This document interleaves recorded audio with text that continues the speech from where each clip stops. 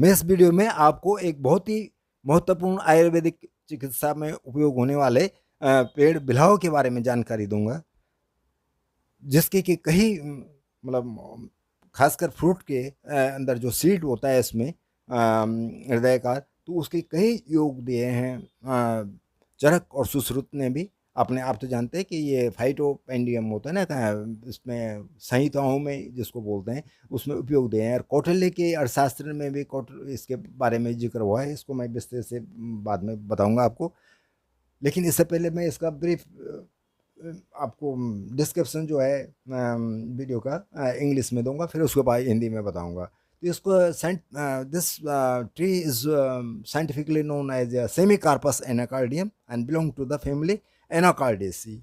It looks like very similar to the anacardium occidental, but it differs in habit, because it attains height of the 25 meter, um, but generally low in size, 10 to 20 meter, but sometimes attains more than 25 meter height. And its leaves are oblong and broadly rounded and dark green in texture. But in Anacardium occidental, the leaves is very light yellowish and light green, and here is a dark green in color difference. And another is the habit. It is a very robust plant, but in Anacardium occidental is the bushy type of habit. You see in the Tamil Nadu and in South India, southern portion um, of the India, or a central portion, but mostly in south region in Anacardium. Yeah, this is, but Vilhava or the Semicarpus Anacardium mainly occur in the Vindhyachal hills and central India hills, especially in the dry deciduous forest, and southern portion also in Andhra Pradesh it is. And sometimes it is grown as a cultivated tree, ornamental tree in tropics region. And it occurs mostly between 500 to 1000 meter in dry deciduous forest, especially in the hill terrain. And by habit it is a medium sized tree, 10 to 25 meter, and large leathery leaves. Leaves are very leathery and tough, and greenish yellow flowers, especially in the spring season appears. And the fruit is orange, fleshy, edible receptacle with a black ovate drupe uh, seated on the top of the fruit. And the black nut contains a toxic acrid resinous juice, or a plastic juice. This is poisonous, and care should be taken to touch the fruit and the plant. The fruit is used traditionally in Ayurvedic medicines and widely used in traditional medicines, especially in Indian medicines. After purification, fruit is means seed is used medicinally after purification, जिसको कि हिंदी में कहा शोधना, शोधना क्रिया है, the long process, and to reduce its toxicity.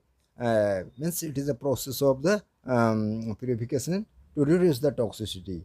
And the ripe fruit of the this plant Bilhawa is aphrodisiac. You know, aphrodisiac is the men's power, especially aphrodisiac, and yeah, effective in the reproductive, especially for the men power, aphrodisiac, and digestive and stimulant properties. Besides, it's also possesses anti-inflammatory, antimicrobial, and hypoglycemic. You know, hypoglycemic, the low level of the blood glucose. It is useful in the hypoglycemic problem. And but the fruit or seed, fruit can eat at the when it matures, but not advised. It is not eaten in raw form.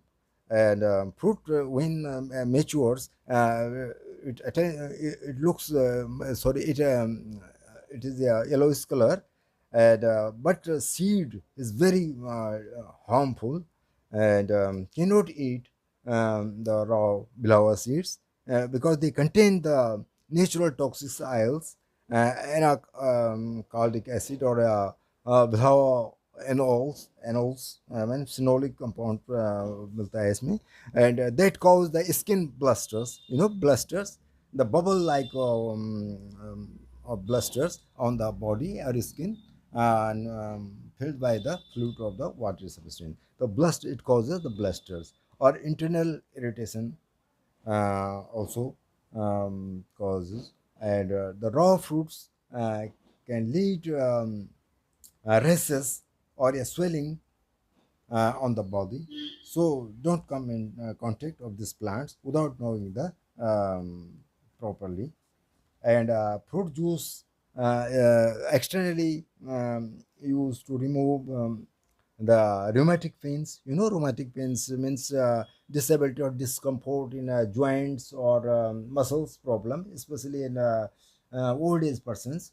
It is effective in the rheumatic pains, the fruit juice, and also acids, and useful. And oil often from the seed is used in skin eruptions, and the juice of the roots is effective in effective in, effective in causing sterility in women, especially sterility के लिए important है। और हिंदी में अब मैं बताऊं कि भारत, जैसे मैंने बताया कि बिलावा जो है भारतवर्ष के सभी जंगलों में, वैसे तो ये नेटिव प्लांट्स है, इंडिया और साउथ ईस्ट एशिया का प्लांट है, लेकिन ये भारत के विंध्याचल और मध्य भारत यानी कि सेंट्रल इंडिया, एमपी और ये छत्तीसगढ़ या आपका सेंट्रल इंडिया के पार्ट्स में ज़्यादा मिलता है, और थोड़ा राजस्थान के कुछ भागों में इसकी अधिकता है पेड़ की। और ये बसंती ऋतु में इसमें फूल आते हैं पीले रंग के, और ये एक मॉडरेट साइज़ का ट्री होता है 10 से 25 मीटर तक, और इसको खूब इसका जो फ्रूट उसकी तरह दिखता है। काजू आपने देखा होगा साउथ इंडिया में और गोवा और इधर साइड में लगाया रहता है, और मिलता है खासकर तमिलनाडु वगैरह में उगता है, तो उससे थोड़ा डिफरेंट उसी टाइप का होता है, लेकिन इसके बड़े बड़े पेड़ होते हैं और पत्ती भी ज़रा डार्क ग्रीन कलर की होती है, जबकि काजू में जो है लाइट येलो ग्रीन कलर की होती है, तो थोड़ा डिफरेंट है। काजू अलग ही दिखता है, उसमें आपने देखा आम के जैसा उसका सीड बनता है, और वो इतना डेंजरस नहीं। लेकिन ये प्लांट जो है बिलावा, अगर आपको उसका सीड्स के पास यहाँ तक बताया गया कि अगर आप माचिस की तीली लेंगे तो वो एकदम जल जाती है, क्योंकि उसमें आयल होता है ना, तो ये कैच कर लेता है, और बहुत ही एक्यूरेट भी होता है, पॉइजनस होता है। तो उसको उससे बिलावा से तेल निकालने की विधि हमने किसी वैद्य से वहाँ पे संपर्क किया था, कोई वैद्य केसरी सागर मध्य प्रदेश में बहुत पहले। तो उन्होंने बताया कि इसके तेल को निकालने के लिए 1 फुट करीब 1 फीट गहरा गड्ढा करके उसमें मिट्टी का कोई पात्र रखें, और फिर उसके ऊपर एक बड़े घड़े में कुछ जो बिलावा के जैसे मतलब कच्चे फल वगैरह भरें, और फिर घड़े के मुँह को मतलब बंद करके लेप लगा करके उसको क्या कहते हैं, जंगली कंडों यानी कि पेड़ों के जो कंडे होते हैं ना, टहनियाँ, और यह वैसे तो ओपल भी होते हैं गोबर के, लेकिन यहाँ जंगली कंडों में कंडों से चारों तरफ से आग लगा देना चाहिए। और फिर उसको जो है उसमें क्या होगा कि जो बिलावा के जो उसमें फल रखे हैं उससे तेल निकलेगा, और वो तेल जो है नीचे जो बताया नीचे कि मिट्टी के पात्र में इकट्ठा हो जाएगा। फिर उसको जो है एक आप ठंडा करके बोतल में मजबूत इसे जो उसमें कार्क लगा करके रख दें।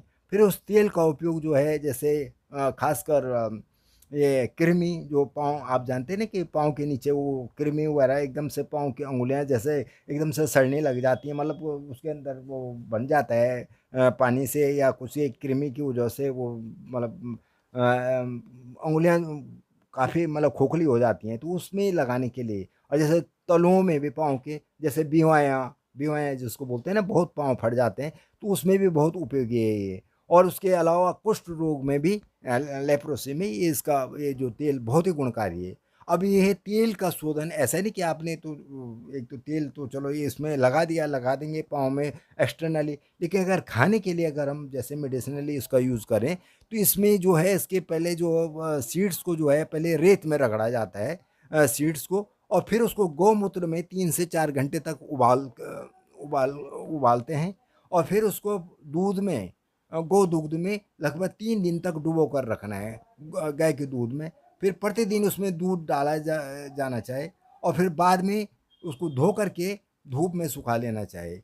और उस औषधीय उसको मतलब सीड्स को फिर उसको हम मतलब वैद्य जो है आपको दवाई के अनुसार दें, क्योंकि इसकी मात्रा जो है 1 से 3 रत्ती के लिए बहुत ही उपयोगी है। अगर उसका 7 मासे से 10 मासे से ऊपर के अगर तुमने इसकी मतलब क्वांटिटी ज़्यादा ले ली, तो मनुष्य की मृत्यु भी हो सकती है।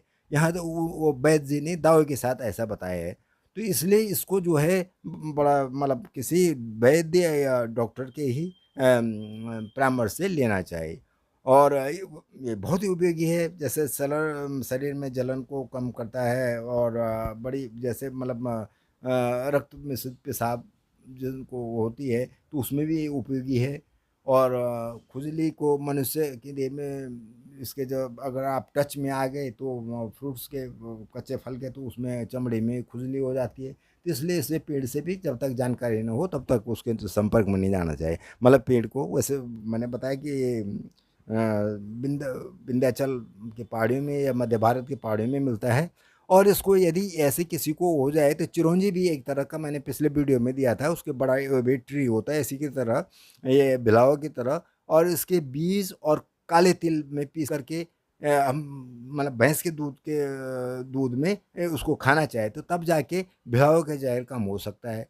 दूसरा, दही मिश्री के साथ भी लोग खाते हैं, क्योंकि इसमें जो दाह हो जाते हैं ना, जब अगर कोई उसका सीड्स को ज़्यादा क्वांटिटी में खाए तो बहुत बर्दाश्त के लायक नहीं होती, तो उसकी दाह फिर थोड़ा शांत होती है। तो वैसे ही एक रत्ती से लेकर रत्ती, जानते हो आप, एक प्लांट्स होता है जो पहले ही ज़माने में जो है वो सुनार लोग रखते थे रत्ती। अब तो आजकल नए बैलेंसेस आ गए हैं कि भाई इतना इतना पॉइंट में बहुत माइनर स्केल पे, लेकिन पहले उनके पास सुनार लोगों के पास जो है सोना वगैरह चांदी तोड़ने के लिए एक रत्ती के हिसाब से, तो एक छोटा दाना होता है, एक बेल जैसा प्लांट होता है जंगल में, लाल लाल रहते हैं, आपने देखो बड़े चमकीला। तो उसके एक रत्ती से लेकर 3 रत्ती तक ही इसकी मात्रा लेनी चाहिए। और मैंने उसके तेल को निकालने की विधि भी आपको बता दिया। शोधन के लिए भी इसको जब अगर तेल शोध करके अगर यूज़ में किया जाए, खासकर जैसे ये जो एंटी इन्फ्लेमेटरी प्रॉपर हैं, ग्लाइसेमिक वगैरह इसमें वो है, और एंटी माइक्रोबियल प्रॉपर्टीज़ हैं, तो इसका उपयोग है। और ख़ासकर ये जो गठिया में, बहुत ज़्यादा गठिया के दर्द में ये उपयोगी है। और इसका जो है फ्रूट्स से बचना चाहे कि जंगल में आप ऐसे अगर करेंगे तो ब्लस्टर्स हो जाएंगे, और इसका फल ऐसे ही नहीं खाना चाहिए, जो सिर्फ आप फ्रूट्स खा सकते हैं लेकिन जब पक जाए एकदम पीला हो जाए। और कच्चा अगर आपने खा लिया तो बहुत ही मतलब शरीर में उसमें एक तो इरिटेशन हो जाएगी, और दूसरा फफोले भी पड़ जाएंगे। धन्यवाद जी, please like and subscribe this video.